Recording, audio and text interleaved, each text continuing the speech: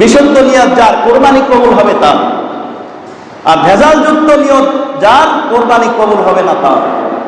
এ কারণে নিয়তকে এখন থেকে শুদ্ধ করতে হবে।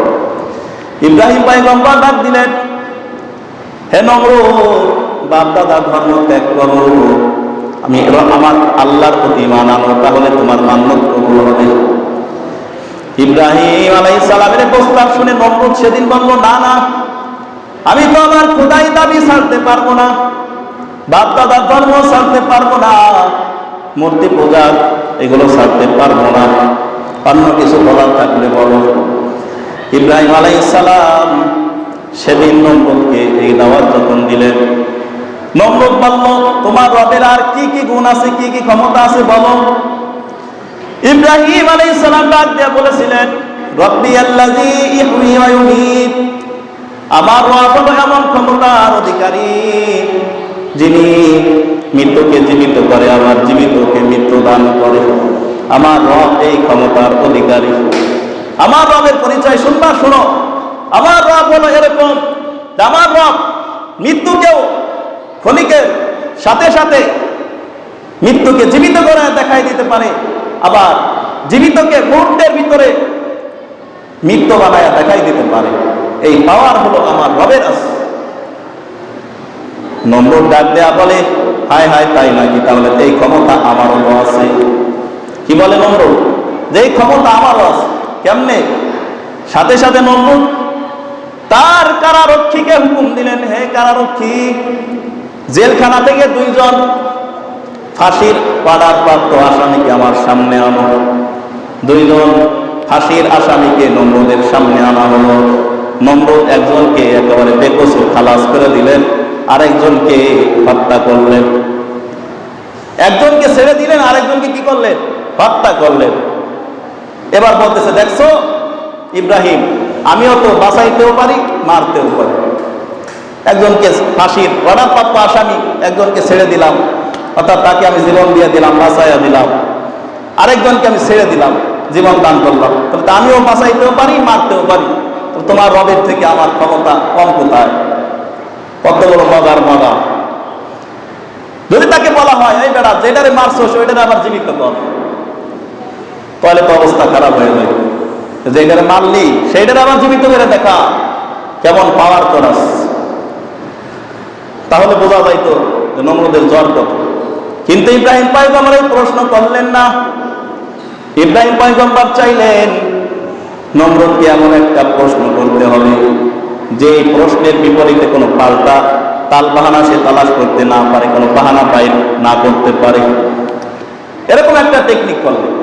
ইব্রাহিম আলাইহিস সালাম বলে, হে নমরুদ, ফাইনাল্লাহা ইয়াতি বিশ-শামসি মিনাল মাশরিকি ফাতি বিহা মিনাল মাগরিব।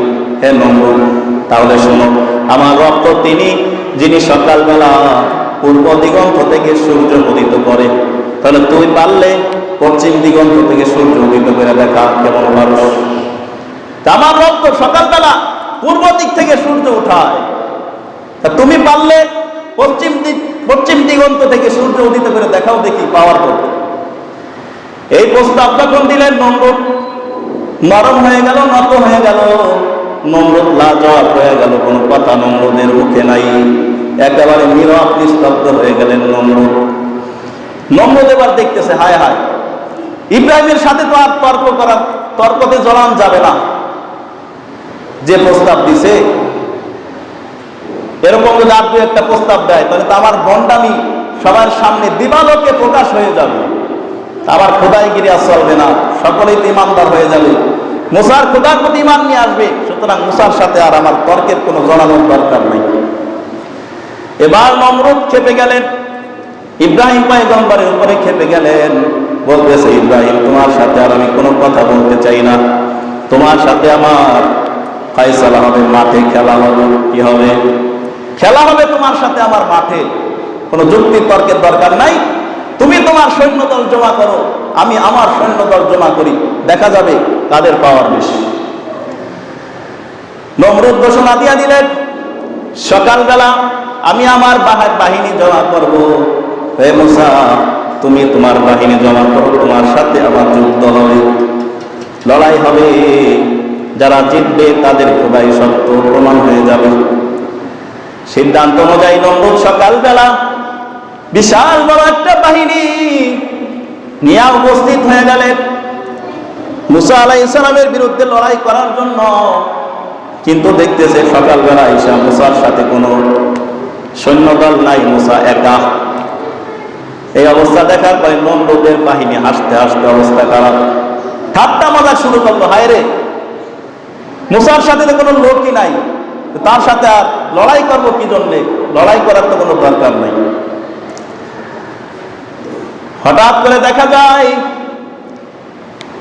আসমানের দিগন্ত দিক থেকে, আসমানের উপর দিক থেকে মেঘের মতো কালো হয়ে বিশাল বড় একটা মশার দল আসতেছে। মুহূর্তের ভিতরে মশার দলটা নমরুদের বাহিনীকে একেবারে ছেয়ে ফেলছে। বিশাল বড় একটা মশার বাহিনী আসতেছে আল্লাহর অর্ডারে। আস্তে আস্তে এক পর্যায়ে নমরুদের বাহিনীকে ছেয়ে ফেললো মশার দল।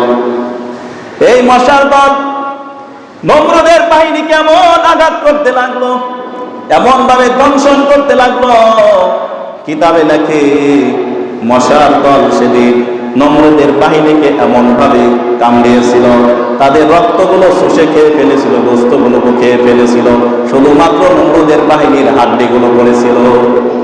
নমরুদ একেবারে নমরুদের বাহিনীকে মশায় খাইতে খাইতে তাদের রক্ত সব চুষে খেয়ে ফেলছে, তাদের গোস্তগুলো খেয়ে ফেলছে, শুধুমাত্র তাদের হাড্ডিগুলো কঙ্কাল হয়ে পড়েছে।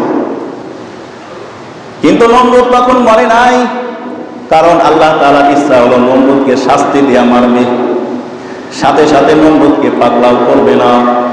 দেখবেন পৃথিবীতে যত বড় জালেম তাদেরকে আল্লাহ একসাথে মারে না, এটা আল্লাহ তাআলার সিস্টেম।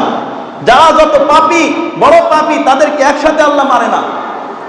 কারণ একসাথে যদি তাদেরকে গজব দিয়ে ধ্বংস করে, তাদের সাথে তো আল্লাহ তাআলার একটা বোঝাপড়া আছে, তাদেরকে ভোগায়া ভোগায়া মারবে। এই জন্য আল্লাহ তাআলা কোনো জালেমকে সহজে একসাথে ধ্বংস করে না, আস্তে আস্তে ভোগায়া ভোগায়া শাস্তি দেওয়া ধ্বংস করে, আস্তে আস্তে ধরে তাদের। একটা ল্যাংড়া মশা নমরুদের নাকের ছিদ্রের ভিতরে ঢুকে গেল, নাকের ছিদ্রের ভিতর দিয়া মস্তকে চলে গেল। ন্যাংরা একটা মশা, দুর্বল একটা মশা। এই মশা নমরুদের মস্তিষ্কের ভিতরে যায়, শুধু আঘাত করে আঘাত করে, আর নমরুদ ব্যথার কারণে লাফাইতে থাকে। দীর্ঘদিন পর্যন্ত নমরুদ এই শাস্তি ভোগ করে, লাঠি দিয়া পিটায়, হাতুড়ি দিয়া পিটায়, কোনো কাজ হয় না। একটা পর্যায়ে যখন জুতা দিয়া তার মাথায় আঘাত করা হয়, আর ওই ল্যাংড়া মশাটা একেবারে চুপচাপ বসে থাকে, কোনো কিছুতেই কাজ হয় না। যখন জুতার আঘাত করা হয়, নমরুদের মশাটা, ল্যাংড়া মশাটা ঠান্ডা হয়ে বসে থাকে। নমরুদের ওই সময় একটু কি লাগে? ভালো লাগে। তাহলে আল্লাহর অর্ডার হইতেছে। একটা পর্যায়ে একজন শ্রমিক রেখে দিল, সব সময় আমার মাথায় জুতা দিয়ে আঘাত করবা, কারণ জুতা দিয়ে আঘাত করলে কি লাগে? নমরুদের বড় ভালো লাগে। এখানে কর্মচারী একজন রেখে দিল যে